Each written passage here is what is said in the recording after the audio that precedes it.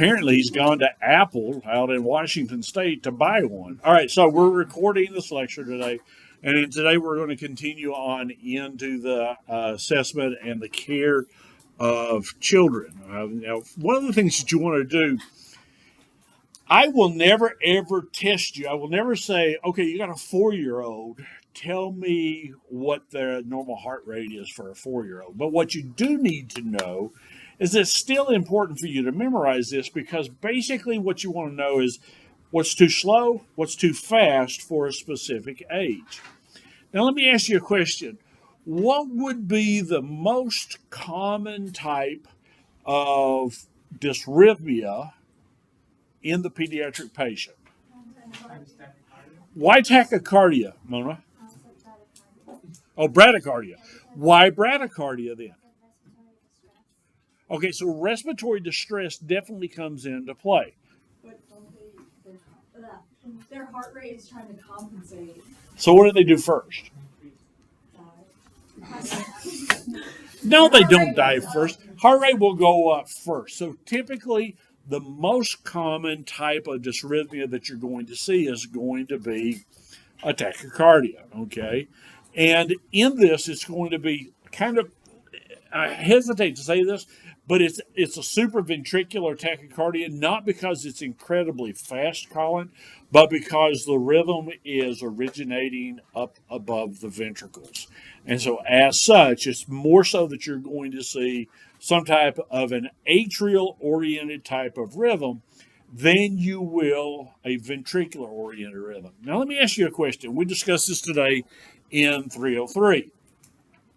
What rhythm would you most commonly see in the healthy pediatric patient, and in particular, you see it more commonly the younger they are?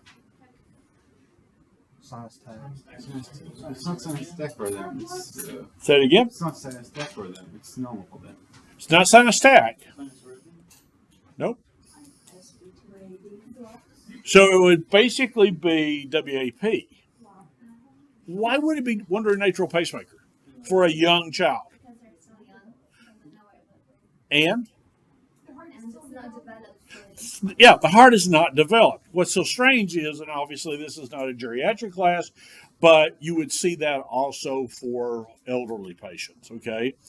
For very young, because their electrical system has not fully developed yet. For the very old, their electrical system is wearing down. There's probably some disease processes going on there, as well as direct involvement of the electrical system. Disease. Yes. Yes. Yeah. So you would see that quite frequently, especially in infants. And then as they get older, they grow, and typically they would transition over into a normal sinus rhythm, maybe a sinus tach at some point in time, particularly as they are approaching adolescence. Mona? How would an open heart translate on the monitor? How does say it again now? Open heart, like you know how some kids are born with a hole in their heart. Oh, okay. So, in that situation, it's not really going to translate much into something that you're going to see on the monitor. Now, we will talk about that, especially when we transition over into the care and resuscitation of the neonate. But what would you see, Rihanna, as far as if the foramen ovale, that's what it is, does not close up? Would you see heart pulse? Say it again. Heart pulse. Okay, potentially. What else? What would you see as far as skin color? Not pale. Did you say gray? Blue. Pallor. Okay, pallor you might see, but you would have actually more so of a grayish blue color. Why? Think about, go back to your EMT, go back into your anatomy and physiology class. Think about what's happening with the blood while the baby is in utero, and then now the baby's born, the foramen ovale does not close up, and now what is happening? True. So you're getting a mixture of oxygenated and deoxygenated blood. Okay. The bottom line here is any drop in the oxygenated blood level is going to cause the child to now begin to look cyanotic. Okay. Early on, when this happens, and it would be noticed most commonly right after birth, then we would begin to see the heart rate going up. If it's not fixed, then the heart rate will begin to go down. Rihanna. So, so if the kid has a walk, WAP rhythm, and if they have fast pace, would that be MAT? Yeah. So if it is a rapid heart rate, it would be MAT. But now keep in mind, much like you see up in here, this is typically not considered a tachycardia for a newborn up to 3 months. Even though we look at it, 205, that's really, really fast, okay?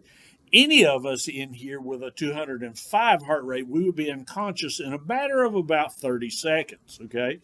But again, because the child is so small, this is actually considered the normal range. And again, the primary reason what I want you to do is I want you to memorize the range so that if I give you a scenario, and I will, of a patient and I give you their vital signs, I want you to know, is that heart rate of 205, is that normal for that person? Or if it's down here in a 10-year-old, is that normal? Okay, so that's going to be the big thing that we're going to look at that. Now, again, yes, Mona. Okay, why is it? Tell me what you guys think. Why do we have such a wide area? I mean, we go from 50 to 100 in the greater than 10 of 80 to 205. Blood pressure. Why? You're right. Tell me why. They can't increase or decrease their blood pressure, so they will use the heart rate. So remember, that's one thing. It's one key thing to remember when we're talking about shock in the pediatric patient. Very young patients can't constrict or dilate their arterial system. So how do they do that? They compensate by increasing the heart rate. What else? Colin, what did you say? Size of the heart. Tell me more. Well, when they're first born, it's going to have a really small heart compared to volume. And then as they get older, it's going to get larger. Yeah. So the thing, and Aziz, I'll come right to you. Think of it this way. I read somewhere where a hummingbird's heart will beat somewhere between 300 and 350 times a minute. Now, a hummingbird heart is obviously going to be much smaller than even an infant or a newborn's heart. And again, because of it as being much smaller, then it's going to have to be faster as it goes through. Okay, same way with the infant that we've got here, Mona. The heart has to beat much faster in order to maintain the same perfusionary status rather than as an adult. Aziz. I was just gonna say it's the contraction force, not as big. Yeah, you're exactly right. So, and what's the term for contraction force? Entropy. Entropy means falling apart, which is kind of like what's happening to me. But I digress. Be quiet. Anyway, as inotropic action is much less in a newborn than it would be in somebody who's 12, 13 years old. And especially when you consider that some of these 12, 13-year-olds are like bruisers. I mean, they're big. They're very mature, okay? And so that's where we would begin looking at that. Here's the key thing, and Mona kind of addressed this earlier. What is, Ryan, the first thing that you're going to begin looking for if you've got, let's say, a 3-month-old with a heart rate of 64? What's the first thing that you're going to look for to address? Airway. Bingo. Airway and breathing. Okay? Airway and breathing. Got to make sure the airway is open. Now we got to make sure that air is going in. And keep in mind, when we talk about airway and breathing, we're not just talking about the physical movement of air in and out. You got to think down to an alveolar level, okay? You get a kid, 10 years old, 11 years old, 12-year-old who's having an asthma attack.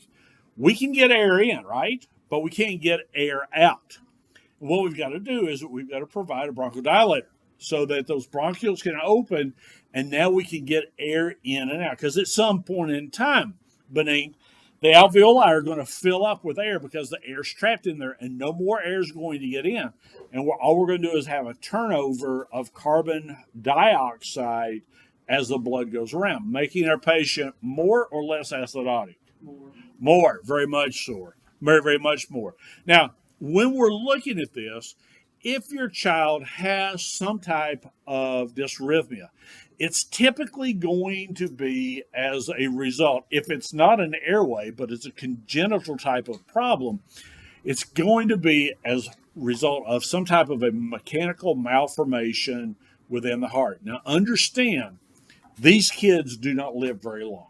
Okay, so if they're born with something that cannot be corrected, generally within the first year, these children don't have a very long life expectancy. The nice thing about this is that the progression has made it so that there's a lot of things that can be done, even to the point of being able to work on these problems while the baby is still in utero, even before the baby has been born. Right. How quickly will a heart defect show itself after a baby's born? Generally, it will show it really, really quick. Now, let's think about that. That's a good question, by the way.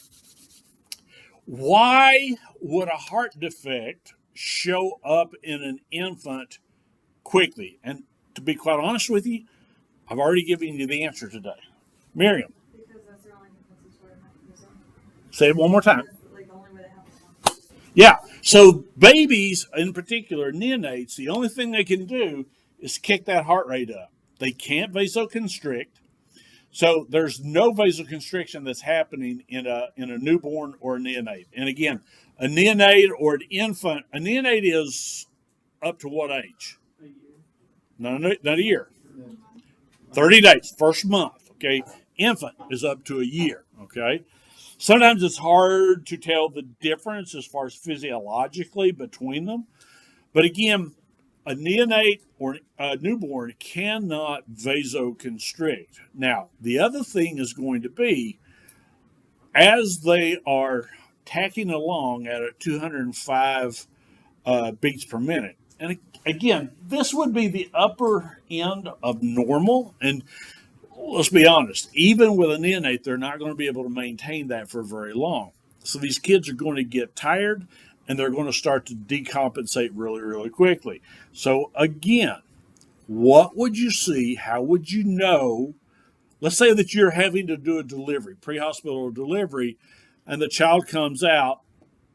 Let's say that mom has not had prenatal care, which should rightfully raise your anxiety level a lot, okay? Because you have no idea what you're getting or how many you're getting, okay? What are some things that you should be aggressive in assessing and looking for in the patient? Tree. Me? Or, yeah, Taki. There's some the spinal things that will show. They will usually die immediately. Those things will show usually. So as far as you said something about spinal, Yes. you're talking about like the open spine, spina bifida. Yes. So yes, now if you have that, if a child has that, that used to be a definite death sentence for them, because this was a direct passageway for infection into the spinal cord, which the next stop would have been where? What organ? Into the brain. Okay. Actually, these people live very long lives. I have a cousin who was born with spina bifida. I think she's in her 50s now. She's confined to a wheelchair. She's paralyzed. But as far as her mental intellect and everything, sharp, really, really sharp. So they don't die as much now anymore, but that would be a concern. Isn't this the first risk factor?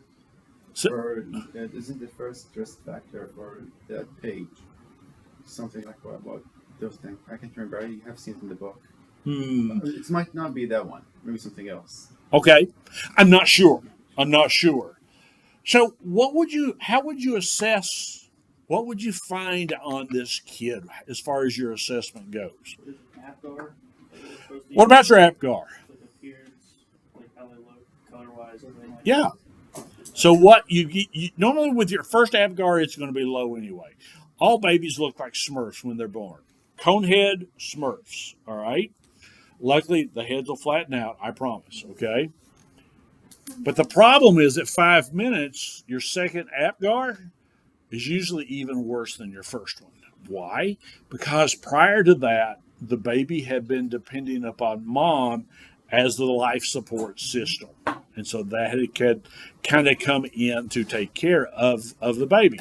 But now, baby is out, cord is cut, and the baby is on its own. Okay? So as we're looking at this, what else would we see? So APGAR would be one of the first ones. What else? Increased heart rate. What about its heart rate? It's the first done. They depend on the heart rate, so they want to increase it until everybody know where the best way to compensate. So what happens with their heart rate when they begin to decompensate?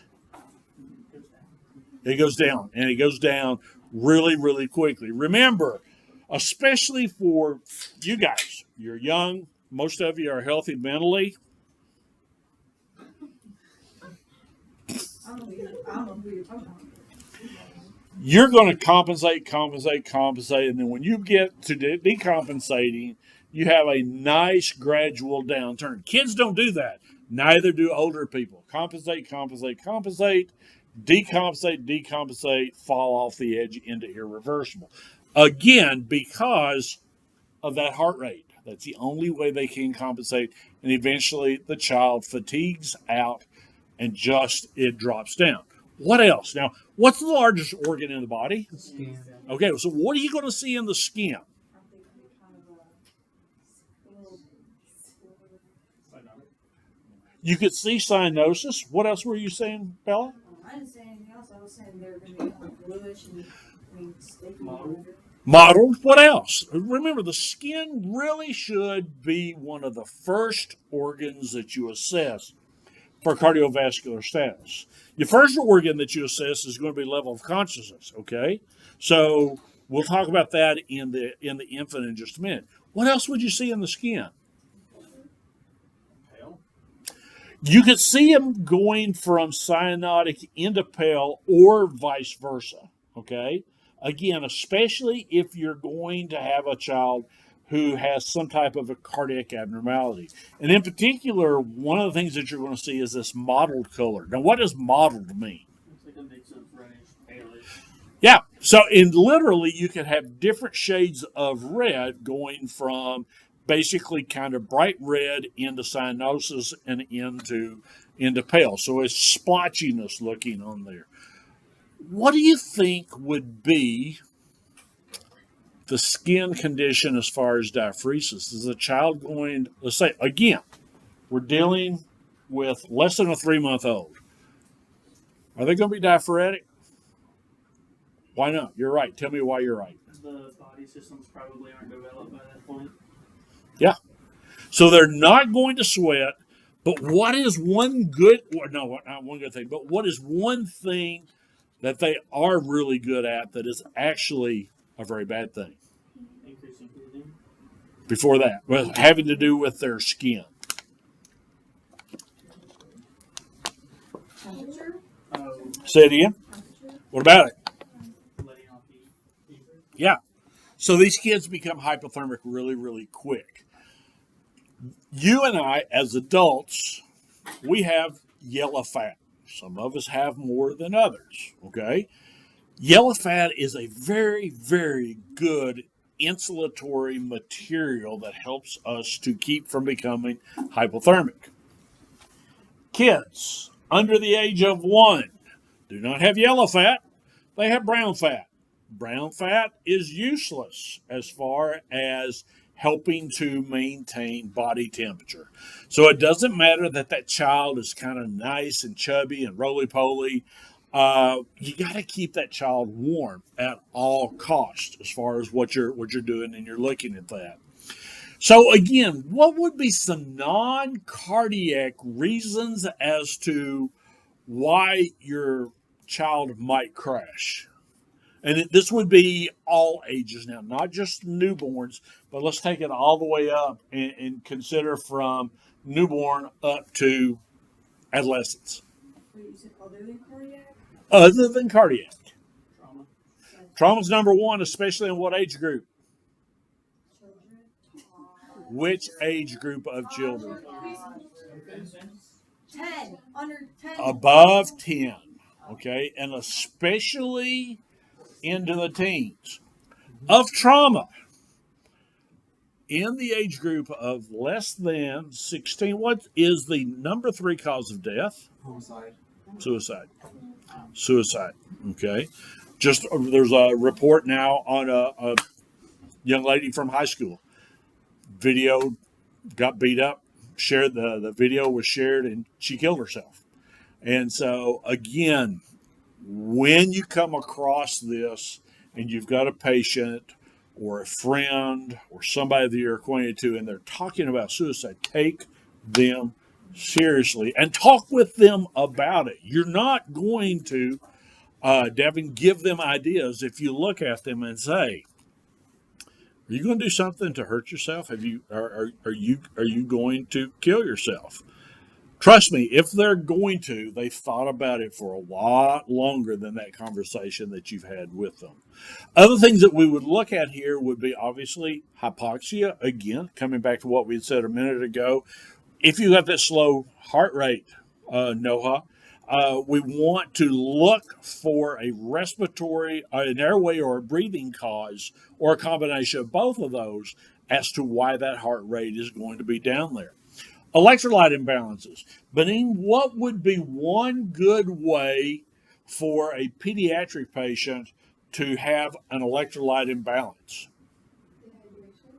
From what? Yes, you're right. Now carry it on out. From what? Vomiting, diarrhea. Vomiting and diarrhea. Yeah.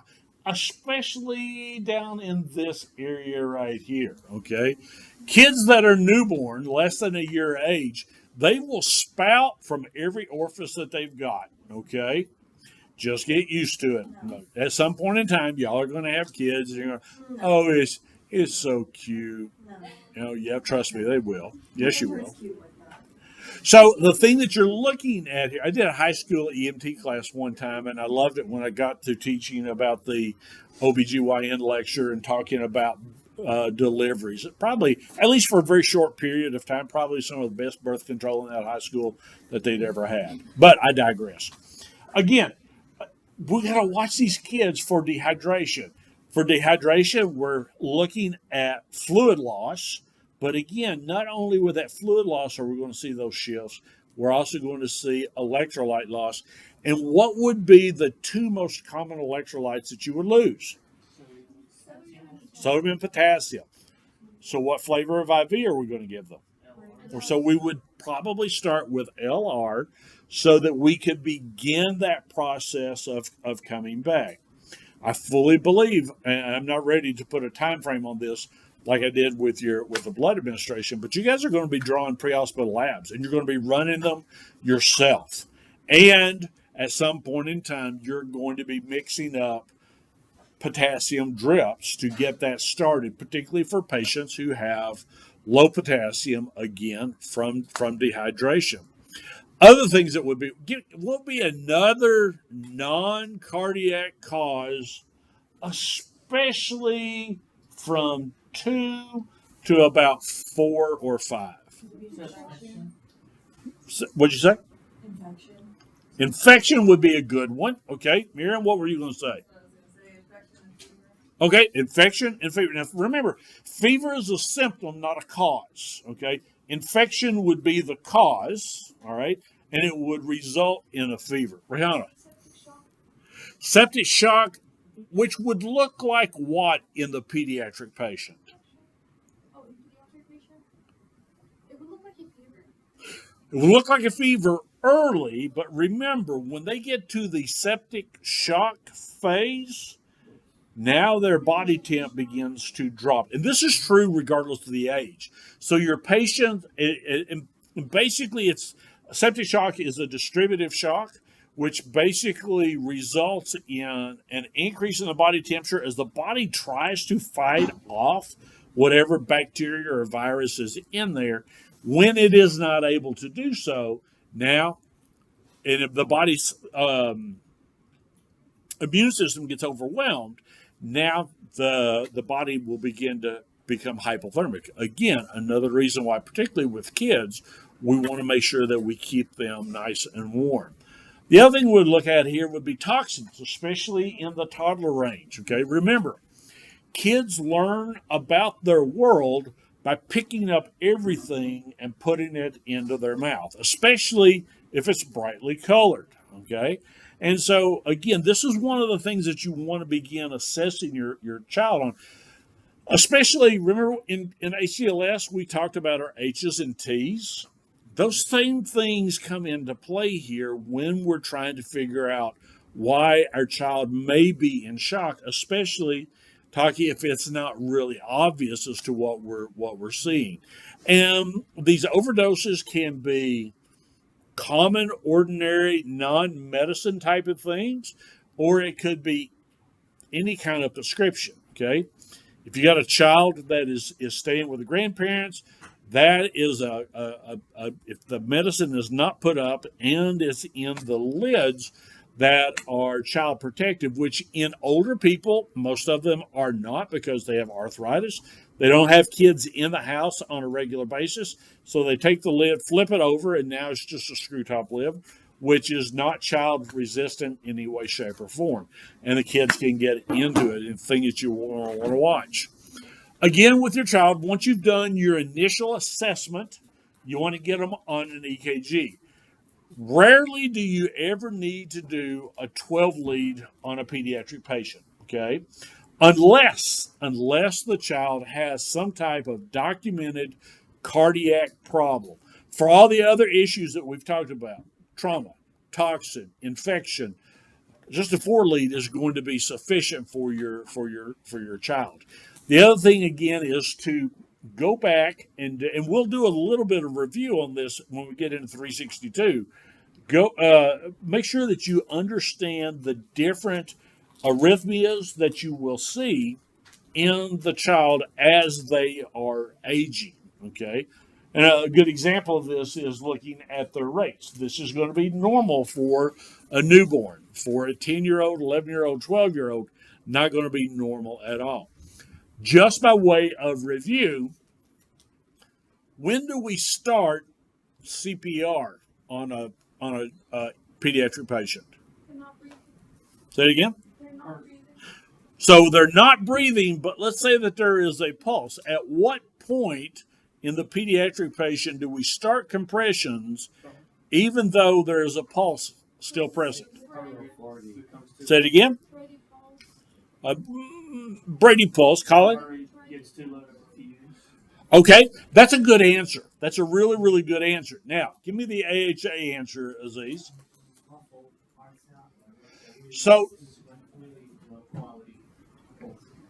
again, both you gentlemen are right. So if we've got a patient, let's say that they've got a heart rate of 70 and it's not perfusing enough, rate's there, but inotropic action is not, then we would begin compressions. Colin. AHA like 60, 65? AHA answer is less than 60. The critical thinking answer is when perfusion is not adequate. Generally, that's going to be somewhere around 60, okay? Most definitely, if we're looking at a heart rate of 60 in an infant, less than 60, we're most definitely going to be looking at a kid that is not perfusing, okay? So again, keep in mind, this is why I want you to learn this chart for the different areas. Miriam. Is that only for the youngest age group, or is there, like, what's the cutoff for when you can start after dropping below 60? So again, if I understand your question correctly, and don't be afraid to correct me if I'm wrong. Once your child gets up into showing signs of maturity, facial hair, underarm hair, pubic hair, breast development, then we would treat them as an adult. And we would basically, well, you tell me, what would we do with a 16-year-old with a heart rate of 42 and he's got a beard? Yeah. Depending on what. Is he symptomatic? So first of all, let's say that he is symptomatic. Let's say that he's pale, cool, and diaphoretic. Okay? We treat him like an adult. But what question have you not asked me yet that would tell you what treatment to use? Yes. What else? Aziz.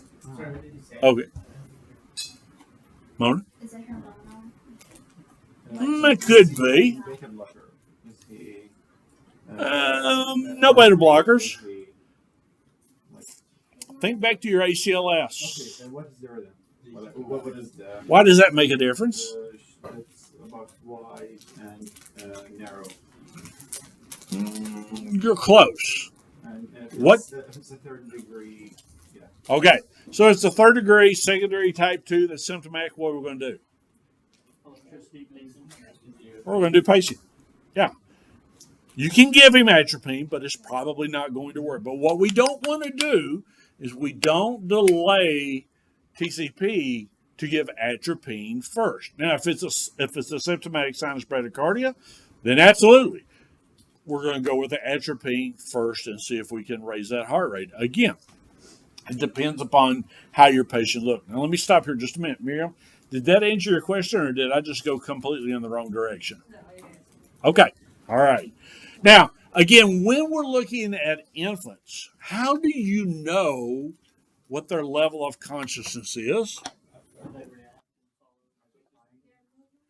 Okay, so following with their eyes. I heard somebody, yes, no, huh?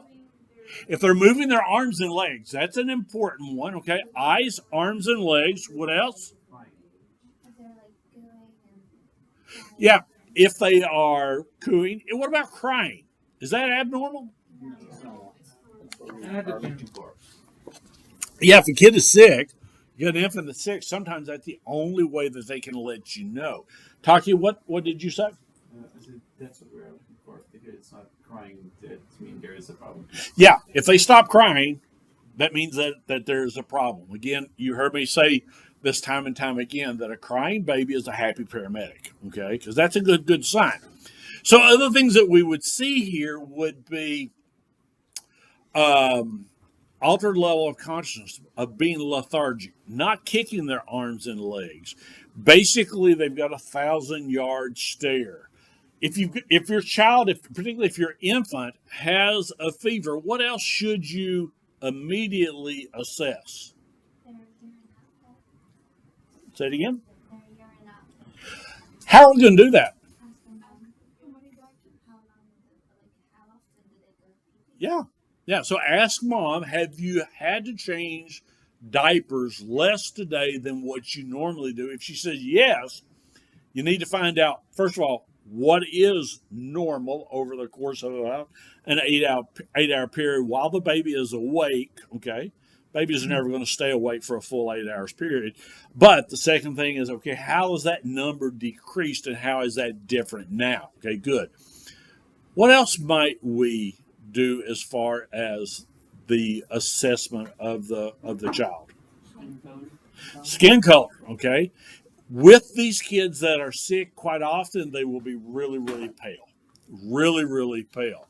The other thing that we're looking at here is if mom tells you or dad tells you or the caregiver, whoever is the caregiver, says that the child is, bless you, has been more irritable than normal, more crying, inability to be to be consoled. Now, understand, part of that is going to be normal, and you may get called, particularly for families that this is their first child, and they wind up with a baby basically just having colic. Okay, and that's just a normal process that the child will go through. Again, if you're not sure, transport the child and the parent in. Many times the caregiver will just simply say the baby is not acting right, okay? And this is really important, in particular, if this is a second or third child that the family has had. Now, as kids get older, Sydney, it gets a lot easier to be able to assess them and to focus in more so on what's going on with them. The other thing, let me back up to infants. When you also have an infant that has a fever, don't forget to assess the what? Fontanelles. The fontanelles, okay? Look at the fontanelles. In a fever, will they bulge or will they be depressed? Depressed. Yeah, they're going to be depressed, okay? Again, because the fever will often cause the child to become dehydrated. What are the two most common things that will cause a bulging fontanelle? Crying and some type of infection. In particular, some type of like meningitis that's going on.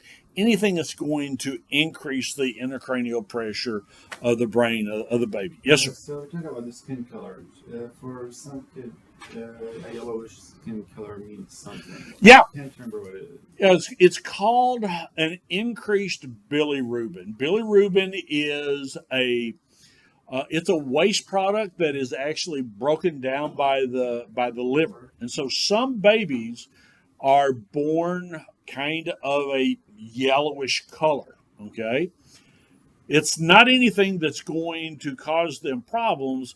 And basically, what they do is that they'll put little goggles on them, and they'll put them under what's called a billy light, or a bilirubin light, and it's a light that will help to break down the bilirubin that is within their skin. They'll do that for about 12 to 16 hours. It doesn't emit any heat, so the child's not getting overly hot. There's no chance of the child getting burned, but that's what that is. Good question. Right. Can trauma cause fontanelles? Absolutely. Absolutely. Yay, Kentucky, we lead the nation in a pediatric abusive head trauma. The most common mechanism that we see, in particular with kids, are going to be infants that are suffering from colic. And who is the most likely abuser of the child? First parent. Not dad. Mom's boyfriend. Okay? Because here's the situation. Boyfriend is at home. He doesn't have a job. Mom's working, okay? And now he's having to take care of this kid that is not his. And so the child won't stop crying and just cries and cries and cries. If any of you have been around a baby that cries nonstop, it will drive you crazy, okay? The boyfriend gets frustrated, picks up the child, and begins to shake. And the head, again, flops back and forth because there's no neck muscles. And it begins to tear the bridging veins that dive down into the brain itself.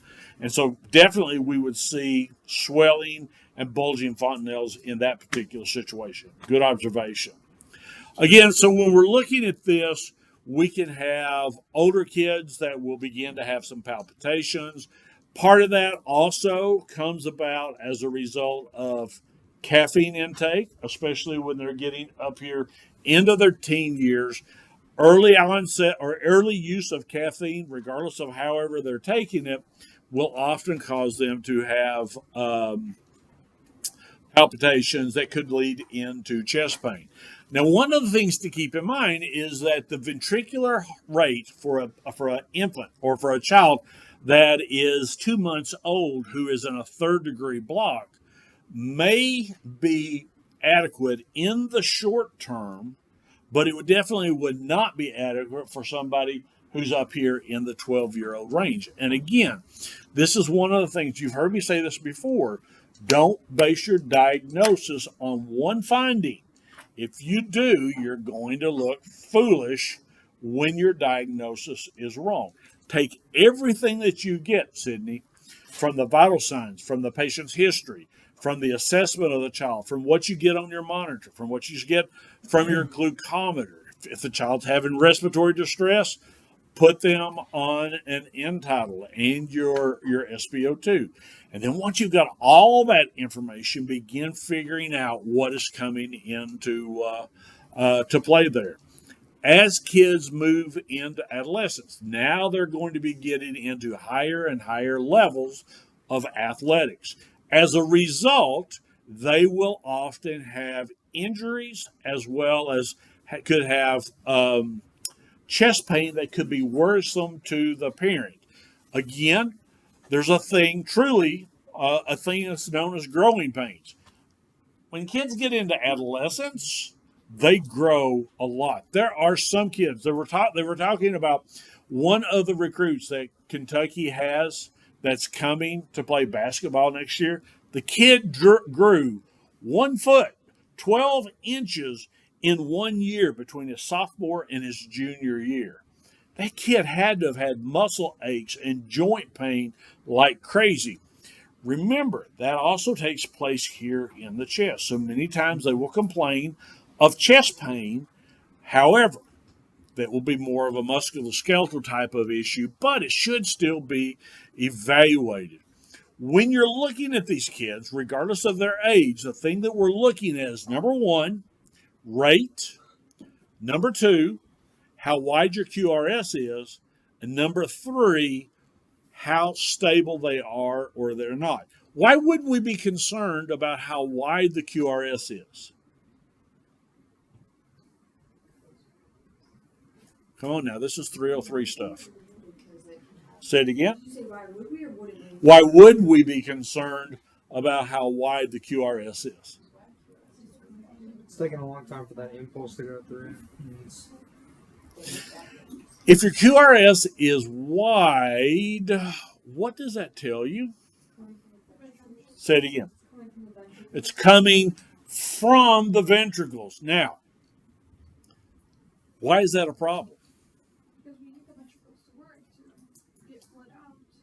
And that's going to affect the contractile force. Why? Yes, keep going. But why? Because Go all the way back to the first week of 303. if the ventricles do not work properly, we're not going to get blood out to the rest of the body. So it's not going to be used. Well, now that's true, but again, remember the ventricles may be working properly, but the problem is we don't have the atrial action here and then here. What? Well, you said something. It sounded intelligent. Too slow for them? Say it again. Isn't the rate going to be too slow for them? Why? You're right. Can we say it again? No. Why will the rate be too slow for them? It's coming from the ventricles. And the inherent pacing rate of the ventricles is 20 to 40. 20 to 40. So yes, you are correct.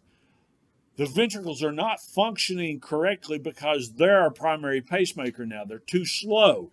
And as a result of that, now we begin to get poor cardiac output for our patient. Do you have anything else? Okay, good. So again, you may want to do a 12 lead, particularly on older kids, particularly that are adolescent, that are complaining of new onset of chest pain. Keep in mind, kids in adolescence now begin to experiment with drugs and alcohol, and there are some drug. I know you didn't. You were the perfect I child. actually didn't. So as you're going through some of these drugs, some of these medications that literally they can get either from their parents' medicine cabinet or from their grandparents' medicine cabinet, can lead into chest pain, into a condition, especially if it's a sympathomimetic, it can lead into a condition known as Prinzmetal's angina. Now, we talked about this in 303. What is Prinzmetal's angina? Is that Coronary arteries constrict, cause chest pain. Yeah. So arteries constrict, leading to chest pain, okay? There's no blockage there, such as we would see with angina pectoris, but because the arteries in the heart, again, have such such tight constriction. And the second thing, again, remember, it's a sympathomimetic. What else happens with a sympathomimetic? Heart rate goes up, okay? So we get an increased workload on the heart because we're not getting enough blood through. And they can begin having chest pain. Now, let me ask you this. How do you treat Prinzmetal's angina effectively? Not if it's a vasoconstrictive problem. So it's not so much the heart rate is going up, but vagal maneuvers is not going to be very effective for Prinzmetal's angina. You can try nitro? That's probably not going to work, but that would be the first thing that you would start with. What would be the second drug disease? Beta blockers are going to take too long to work. Benzos, Why? because they're smooth muscle relaxers. Yeah.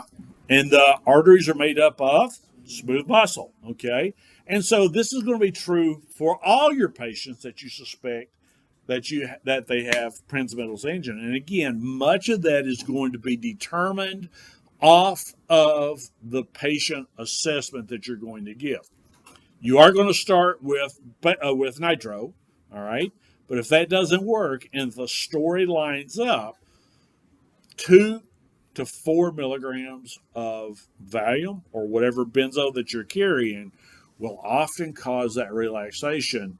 And now the arteries open up, right? Is that something that you would want to contact the hospital with? I probably would, because you're not going to have a protocol.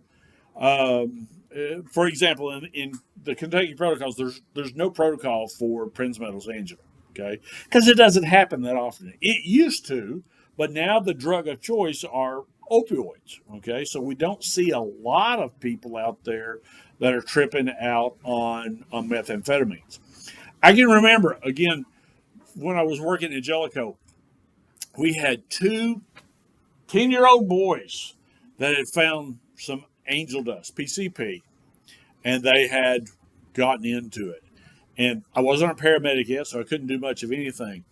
And those kids beat me to death, okay? I've always been a big guy, but I wrestled them all over the back of that ambulance. And again, these are some of the things that you're going to want to take into consideration, especially when you're getting with older patients, because now we're worried about excited delirium, especially if your patient is morbidly obese. That can lead into cardiac arrest for your patient. Kids will tolerate most rhythm disturbances fairly well for a very short period of time. But again, when they begin to bottom out, now they bottom out quickly. So let's take a look at some of these types of rhythms and what you're going to be using or doing for them. This is where the key part of your red monster is going to come into play. Make sure that you are now beginning to study the algorithms, Landon, for each of these areas, much like you did for your ACLS. Now, your ACLS won't be until the summer, but trust me, Benina, I will test you over these particular algorithms as we're going through. Now, sinus bradycardia could be completely normal for a child, or it could be the indication, particularly of a serious problem, usually leading into or arising from some type of an airway issue. Therefore, as a result of that, you gotta, Mona, take every child that you're assessing from an individual perspective. Now, if you remember from where we talked about back in 303, if you've got a child that is a sports athlete and they're in some type of an endurance related sports, cross country track, swimming, some basketball, some football, but generally their heart rate will be normally low, all right?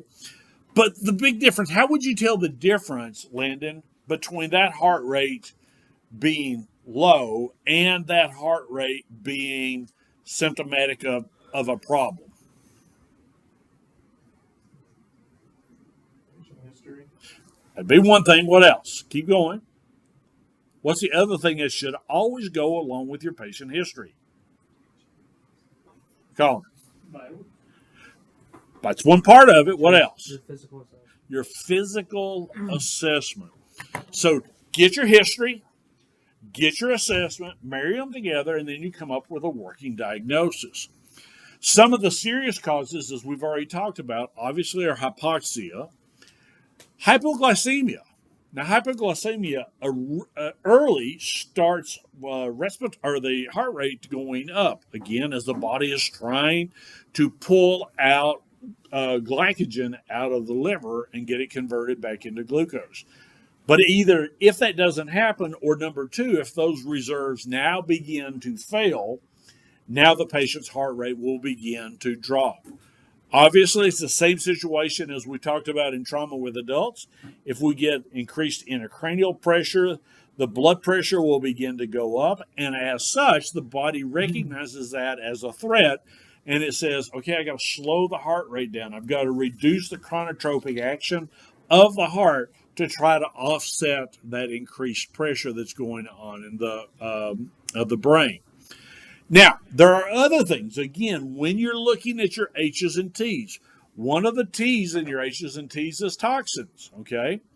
And so you've got to be able to go through and figure out, is there a possibility that this child has gotten something into them?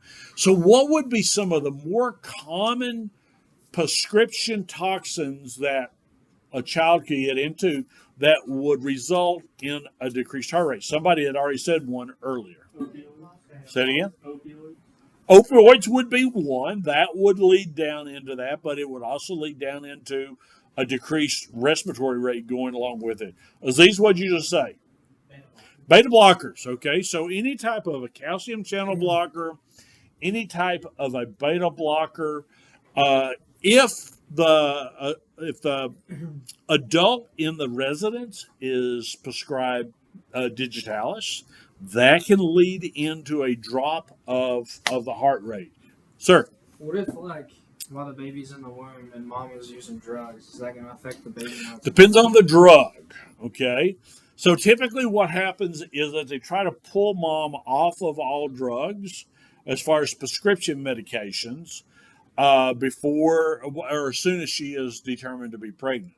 Now, the big thing that we see here in this part of the country is that we still have a large number of women who are opioid users all the way through their pregnancy, which means, yes, the baby is born addicted.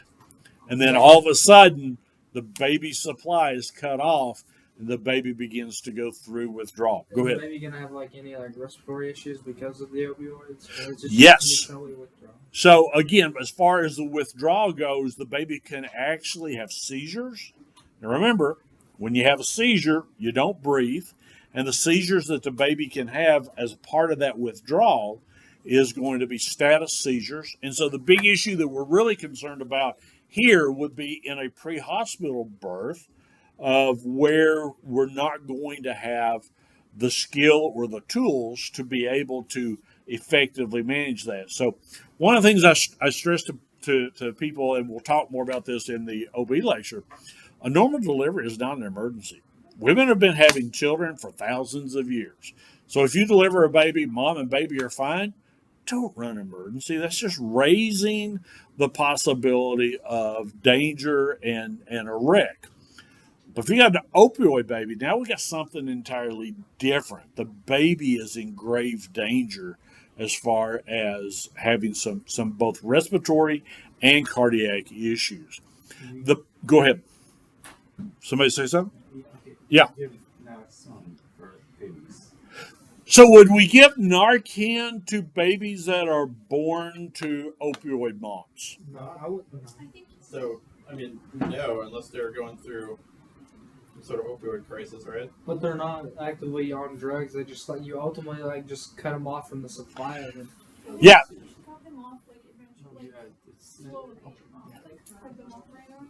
So basically, to your question, the answer would be probably not. Now, if mom is having this baby and she's stoned and she's high, yeah. Now in that situation, you might, because remember, from a narcotic, anything goes into mom goes into the baby. Okay, but most of the time when you cut that cord, the withdrawal starts right away because the baby is used to a steady supply of opioids, okay, 24/7.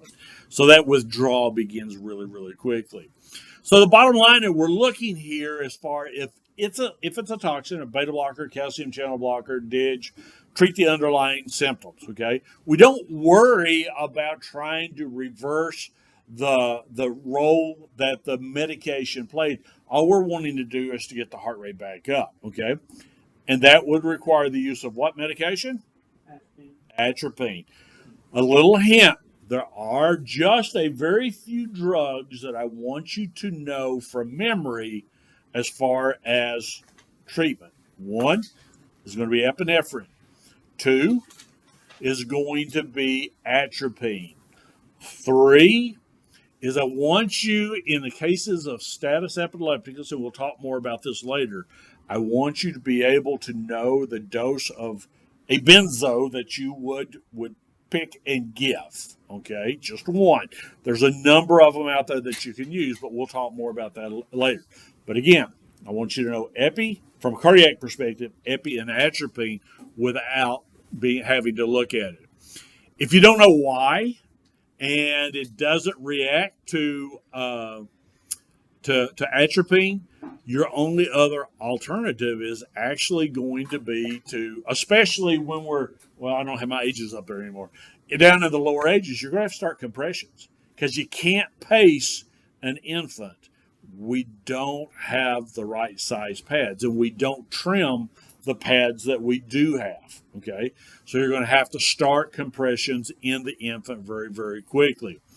Now, one of the things, there's a study that came out about 5 years ago that said if you started CPR in a pediatric patient prior to them becoming pulseless, this is the whole rationale behind starting the compressions when it drops down below 60, that they have a much better outcome as far as return of ROSC and being able to survive to discharge than if you wait until they go into complete cardiac arrest. Yes, sir. In certain cases, like babies that are delivered from people that did meth while pregnant, stuff like that, when they do compressions and internal bleeding starts, you kind of just keep on keeping on, because I mean, on the baby, you mean? yeah. Yeah, I mean, if internal bleeding starts, if you don't, and the child has either got like a heart rate of 40 or 60 or less, the child's going to die anyway.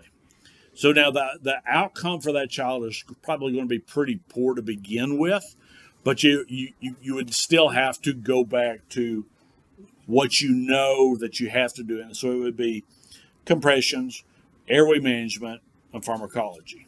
Good question. So again, for your epinephrine, what we're looking at is that you're going to give 0.01 milligrams per kilogram of 1 to 10,000 solution. And we can give this either IV or IO. All right. Now, again, I think you and I had talked about this. If you look at a kid and Tariq, you look at that child and you go, I'm never going to get an IV started on this child. Go straight to an IO, okay? Go straight to an IO. Get that vascular access as soon as you possibly can, okay? Now, the maximum dose that you're going to give of epi is going to be 1 total milligram. So you want to kind of keep that in mind as far as when you're going through. Atropine, 0.02 milligrams per kilogram. Okay, and your minimum dose that you're going to administer is going to be 0.1 milligram, because if you give anything less than that, you could have a rebound or a paradoxical bradycardia that could make it even worse. Okay, now as far as when we're looking at this, again, we want to try to get that heart rate up as soon as we possibly can. Now, the maximum dose that we're going to give for these kids in atropine is going to be 0.5 milligrams. Sydney. Would you say the minimum dose was? Minimum dose is going to be 0.1 milligram, and we're going to base that off a milligram per kilogram dosing mechanism of 0.02 milligrams per kilogram. Okay.